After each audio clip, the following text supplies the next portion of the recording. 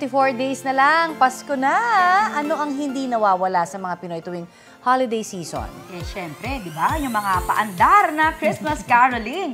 Lume-level up talaga ang pagiging extra every year. Ngayong 2025, may entry ang ilang estudyante ng Davao del Norte State College.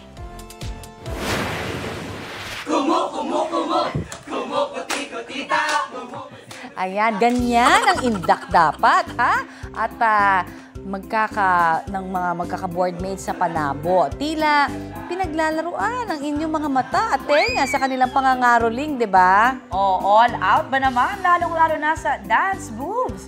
With stunts pa yan at complete choreography. Natural lang daw ang kanila na ganyang hatawan bilang street folk at contemporary dancers sila. Ayun naman pala. Oo. Nung gabing yan, nakaipon na raw sila ng mahigit 2,000 pesos.